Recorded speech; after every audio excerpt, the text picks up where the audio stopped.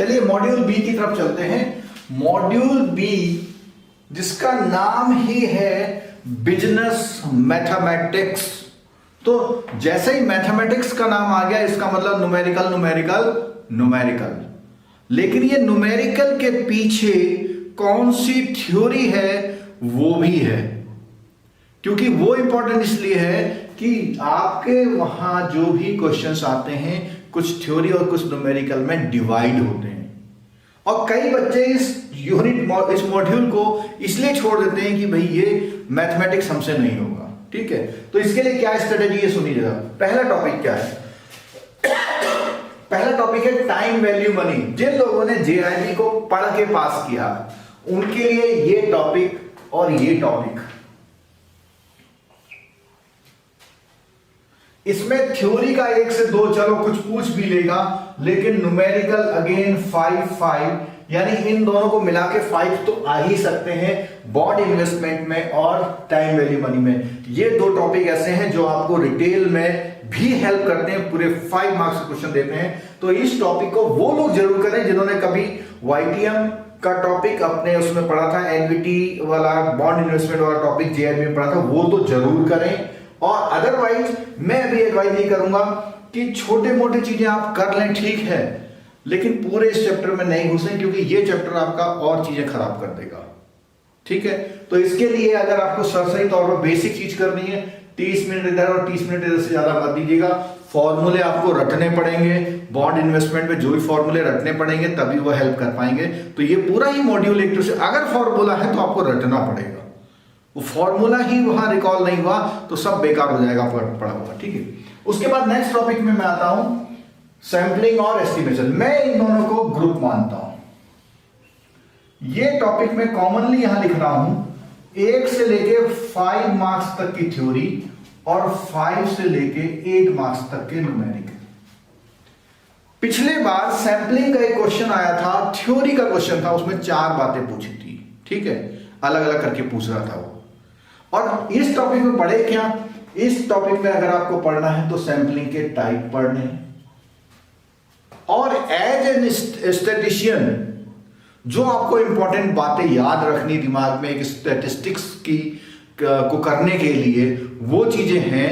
और प्रोबेबिलिटी का कई बार प्रोबेबिलिटी का क्वेश्चन भी आपका आया है, और ये क्वेश्चन सिंपल वो क्वेश्चन है कि एक बैग में 4 नीली बॉलें, 3 हरी बॉलें और 2 पीली बॉलें हैं, उसमें से ये की प्रोबेबिलिटी बताइए। कई बार टास्क के पत्तों का क्वेश्चन आया हुआ बेसिक वाला, अगर आप जाएं एग्जाम में तो उससे पहले जरूर रिवाइज कर ले, हो सकता है 5 मार्क्स वो देना है आपको। ठीक है, पूरे 5 मार्क्स। ठीक हो गया? अच्छा, अब प्रोबेबिलिटी हो गया, ये हो गया। इसके बाद इस टॉपिक में जो कॉन्सेप्ट है इन दोनों को मिला के बात कर रहा हूं मैं, दोनों के आगे यहां एरो बना रहा हूं, किसमें? एस्टिमेशन और इसमें। तो एस्टिमेशन और एरो में बना रहा हूं, तो इसमें क्या है? एरर वाला फंडा, यूसीएल एलसीएल वाला फंडा, उसके बाद डेफिनिट पॉपुलेशन मल्टीप्लायर वाला, और एक चीज आती है आपके प्रोपोर्शन वाला। तो ये इतनी चीजों से वो न्यूमेरिकल पूछ लेता है। और जब ये न्यूमेरिकल आप करते हैं तो जो बुक में सैंपल ने एटलीस्ट उसे तो कर ही लें। उसके अलावा जो एक्सरसाइज दी हुई है उसमें हमारे पूरे डिटेल वीडियो में दोनों टॉपिक के जितने भी न्यूमेरिकल हैं सॉल्व करके बता रखे हैं। बहुत आसान टॉपिक है अगर आपको कॉन्सेप्ट समझ में आ जाए तो। और मजे की बात है इसमें सिर्फ एक ही फॉर्मूला यूज होता है या 2 फॉर्मूले, बस ज्यादा फॉर्मूले नहीं है, छोटे फॉर्मूले हैं। तो इस टॉपिक को जरूर करके जाएं, और आप इसमें 2 घंटे तक दे सकते हैं, 2 आवर्स तक। ठीक है, चलिए अब बात करते हैं हम कोरिलेशन एंड रिग्रेशन की बात। तो देखिए कोरिलेशन और रिग्रेशन की अगर हम बात करें तो कोरिलेशन रिग्रेशन जो है लिंक हो जाता है अगेन सैंपलिंग एस्टिमेशन के पैरेलल। टेक्निक दूसरी है, रिजल्ट वही लाने। तो कोरिलेशन और रिग्रेशन में वो लोग जरूर करें जिनका मैथमेटिक्स अच्छा है, जिन्होंने स्टैटिस्टिक्स पढ़ी है और उनको फॉर्मूले याद करना अच्छा लगता है, क्योंकि इसमें सब कुछ फॉर्मूला बेस्ड है। और अगर इसमें से आएगा तो इसमें से थ्योरी तो 2 मार्क्स की आ सकती है, न्यूमेरिकल आएगा तो वो भी 3 to 4 मार्क्स का आ जाएगा। इसमें आप 1 घंटा दे दीजिए ठीक है, फॉर्मूले याद रखने हैं आपको, क्योंकि फॉर्मूला अगर आप याद नहीं रखेंगे तो ये काम गड़बड़ हो जाएगा, फिर इस टॉपिक में आप कुछ नहीं कर सकते हो। इसमें एक या दो मार्क्स का कभी कभी जो थ्योरी का क्वेश्चन आता है वो आता है कि कोरिलेशन कोएफिशिएंट की रेंज क्या होती है, जो -1 से +1 वाला क्वेश्चन कई बार आया हुआ है, ठीक है, बेसिक चीज आई है, ठीक है, और रिग्रेशन का हेल्प क्या होता है। बाकी चीज जो एरर वाला कॉन्सेप्ट है, यूसीएल वाला कॉन्सेप्ट है, एलसीएल वाला कॉन्सेप्ट है, वो जैसे सैंपलिंग में यूज होता है ऐसे ही कोरिलेशन और रिग्रेशन में भी यूज होता है, ठीक है। नेक्स्ट टॉपिक पे आते हैं हम लोग, टाइम सीरीज। ये जो टाइम सीरीज वाला टॉपिक है, टाइम सीरीज में न्यूमेरिकल कई बार आया है 5 मार्क्स का और थ्योरी 2 मार्क्स की। थ्योरी कम है टाइम सीरीज में, न्यूमेरिकल ज्यादा है। न्यूमेरिकल में 3-4 वैरायटियां हैं, और अगर हम जैसे हमने कोरिलेशन की बात कर रहे थे, कोरिलेशन और टाइम सीरीज में एक चीज सेम है, ग्राफ का सिस्टम है। वो ग्राफ को आपको समझना है, ग्राफ की वैरायटी समझनी है, जो थ्योरी की बात हम कर रहे हैं। ऐसे ही टाइम सीरीज में भी जो डायग्राम बनते हैं, ट्रेंड एनालिसिस होता है, सेक्युलर ट्रेंड है, ठीक है, इरेगुलर है, वो चीज आपको इसमें स्टडी करनी है। और न्यूमेरिकल, इसमें 3-4 तरह के न्यूमेरिकल है। जो बेसिक न्यूमेरिकल है वो जरूर करके जाइएगा। जो इसमें बुक में लास्ट में 2 एग्जाम्पल दिए हुए हैं। एक तो उसका दिया हुआ है कि होटल में एक कस्टमर कितने आ सकते हैं, वो वाला क्वेश्चन करके जाइएगा। उस क्वेश्चन के बेस में लास्ट में एक न्यूमेरिकल दिया हुआ है, 2 क्वेश्चन जो एक्सरसाइज बुक में दिए हुए हैं, जिसमें सीजन है, बारिश का सीजन, ठंड का सीजन, उस सीजन से क्वेश्चंस जो है कई बार 5 मार्क्स में सीधे सीधा पूछा गया है। उसका वीडियो जो है बना हुआ है, आप उसको देख सकते हैं, ठीक है। चलिए, और इस वाले में टाइम सीरीज वाले में क्या है, फॉर्मूले नहीं है ज्यादा, कॉन्सेप्ट ज्यादा है। अगर आपको कॉन्सेप्ट पकड़ना है तो छोटे छोटे फॉर्मूले हैं, जबकि कोरिलेशन रिग्रेशन में फॉर्मूला बड़ा है, जरा सा प्लस माइनस की गड़बड़ कर दी तो दिक्कत हो जाएगी, ठीक है। चलिए, अब बात करते हैं हम लोग लीनियर प्रोग्रामिंग।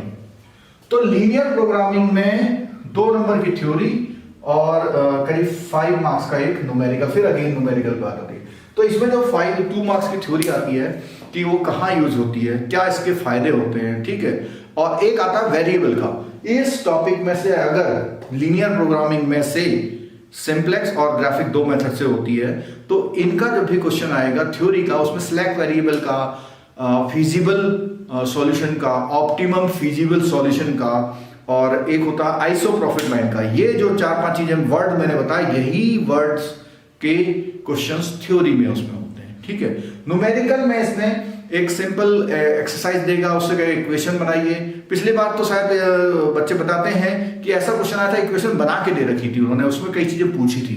तो ये अगर कॉन्सेप्चुअली आप सीखते हैं तो बहुत आसान टॉपिक है लीनियर प्रोग्रामिंग का। नेक्स्ट आते हैं सिमुलेशन का। देखिए, ये सिमुलेशन का है, इसमें भी न्यूमेरिकल है और वो इसमें थ्योरी है, लेकिन इसके न्यूमेरिकल पे आपको थोड़ा सा प्रॉब्लम आएगा, क्योंकि लेंथी है और कोई कॉन्सेप्चुअलिटी में मैच कराने में दिक्कत आती है। तो थ्योरी थोड़ा सा पढ़ लें। टाइम की बात करेंगे तो इसमें भी 1 घंटा आप दे दीजिए, इससे ज्यादा मत दीजिए। इस वाले में आप 1.5 आवर दे सकते हैं। और अगर हम बात करें टाइम सीरीज वाले में, टाइम सीरीज और कोरिलेशन इन दोनों को मिलाएंगे तो 1-2 घंटा आप टाइम सीरीज में भी दे दीजिएगा। तो इस तरह से लेकर के 8 to 10 आवर का शेड्यूल ये है। फिर मैं बताता हूं, जिन लोगों का मैथमेटिक्स अच्छा है, स्टैटिस्टिक्स पढ़ा, उनके लिए स्कोरिंग हो सकता है। और स्कोरिंग में ये जो मॉड्यूल है ये सबसे आगे चले जाता है, 25 से 25 से 35 मार्क्स तक के लिए चले जाता है। जिन लोगों को थ्योरी पढ़नी अच्छी नहीं लगती है, मैथमेटिक्स अच्छा उनके लिए अच्छा है। जिन लोगों को मैथमेटिक्स बिल्कुल अच्छी नहीं लगती है तो सिर्फ इसकी थ्योरी पढ़ लें। थ्योरी पढ़ लेंगे तो जो जितने मैंने वर्ड्स अभी आपके सामने वीडियो बोले हैं, ये वर्ड्स समझ के जाएं, आपको 8 to 10 मार्क्स थ्योरी में, 15 to 20 मार्क्स आपको न्यूमेरिकल में मिल सकते हैं, ठीक है। अगर आपका पूरा क्वेश्चन केस स्टडी सॉल्व नहीं हुआ तो 1-2 क्वेश्चन भी उसमें से आप पिक करेंगे तो शायद हो सकता है आपको हेल्प मिल जाए। तो ये हमारा रहा है पूरा बी मॉड्यूल का एक्सप्लेनेशन, ठीक है। बी मॉड्यूल का पूरा एक्सप्लेनेशन है। इसमें ये थ्योरी का पार्ट कम है, लेकिन न्यूमेरिकल का पार्ट ज्यादा है।